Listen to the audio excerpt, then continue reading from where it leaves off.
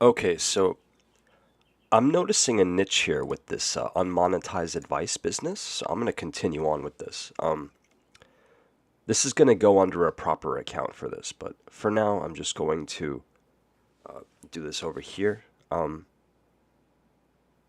So as you probably felt in your journey, just getting to the point, as you probably felt in your journey in PC gaming, there's a lot under the iceberg. It's a big unexplored frontier there. Like there's just something there you want to touch, and I want to shed some light on it. I'm not an expert in PC gaming, and even if I was, I couldn't claim it. I mean, I only have partial qualifications for this. I'm not an IT manager. I'm just a level 2 field technician.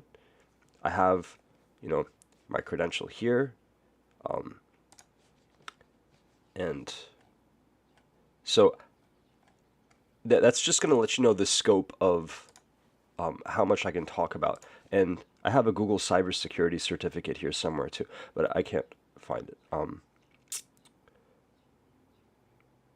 Yeah. So, but for the things that I'm talking about here, I know about it. This is like just power user stuff, like advanced user stuff. And we're talking deep technical stuff. I'm not going to go and talk about like TCP and UDP sockets and patching software and hacks and stuff. I'm not going to go into that because I'm not certified. I'm not certified. It doesn't look good. And it's or really, it's just hard to get the energy. But anyway, so we're going to talk about frame rates for a second. So, as you probably know, for a given frame rate, and I'm sorry if this is distracting right here. I'm having my Lucas Chess engine thing do do some do some analysis for me on a game, and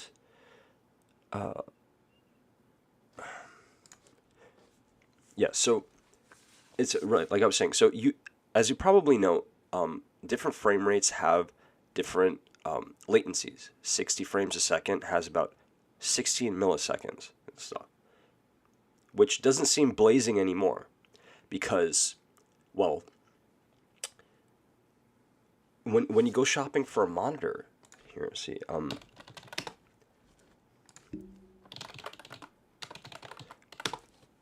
the milliseconds tend to fall towards the faster speeds. People can feel a difference, right? So on some level they can detect a difference in this latency. But what this tends to be part of is this, just like as far as the PC gaming experience goes, it tends to be part of this long-term experience of wanting more frames per second, less frames per second, maybe periods of constantly wanting more and more and more.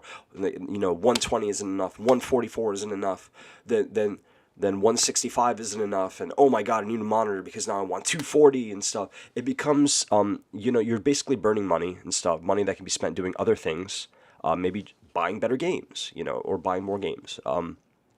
I can certainly recommend some good ones, and I'll be making a video on that too, on like what I feel should be your essential PC gaming collection, so you get a sense of what's out there.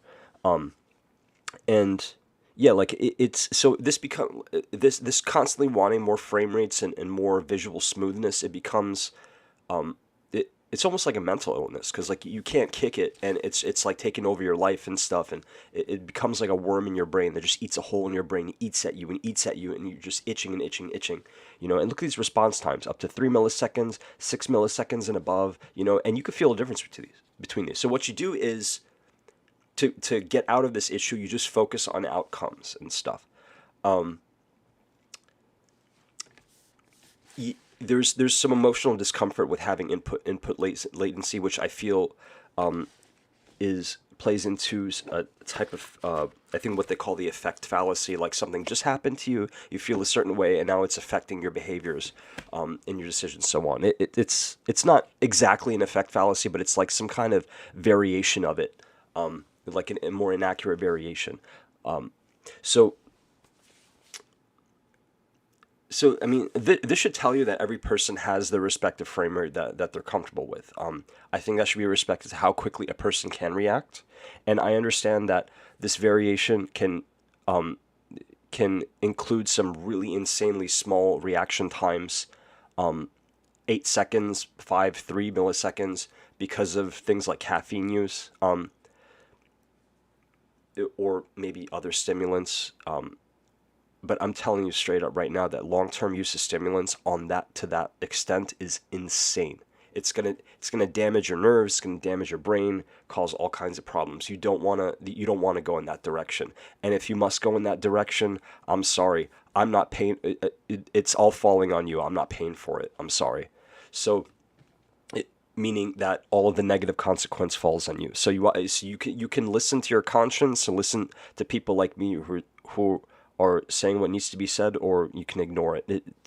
It again, in the end, you're the only one who pays for it. So,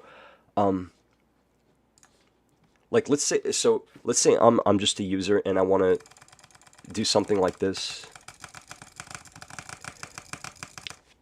Or okay, 6.8 clicks per second. It was how many milliseconds are in a second? Right, it's 1,000 milliseconds, right? Duh. So I'm sorry, I'm trying to get this done really fast because I want to go and I want to play my game. So like almost 7 clicks, 6.8 you divide that by 6.8, basically divided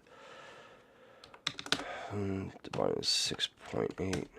It's about 147 milliseconds between clicks. With and let's say you have like a ton of caffeine, that comes down to like what 30 milliseconds with enough caffeine. That's still like 30 frames a second. However, at 30, like you have to strike a balance. At 30 frames a second, that's pretty skippy. That's going to look pretty skippy to you. So you might want to bump it up, like maybe 90 and stuff, if your computer's really struggling to run that game.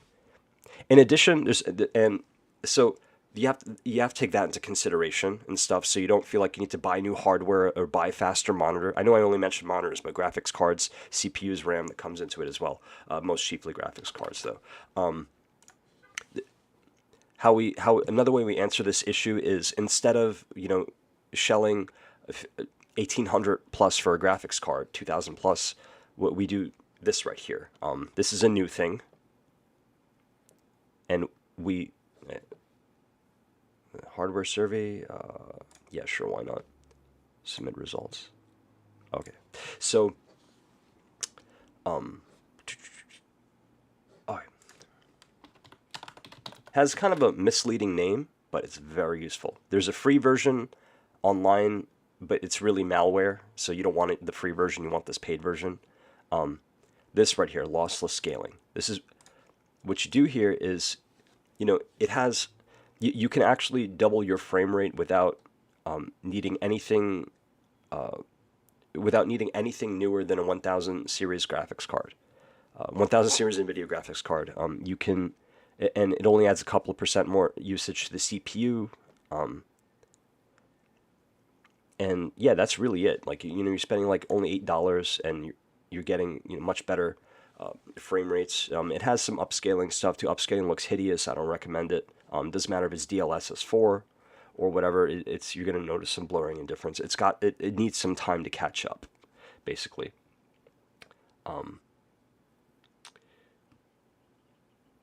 Yeah, it's not, the system requirements for this aren't high. It's very light. It's a very light application. So yeah, that's another way to get around that. So like, if you absolutely must have smoother frames, I recommend doing this. So to cap it all off, because this is getting long. How much time am I spending here? Almost 10 minutes. Okay, that can be pretty long for some people.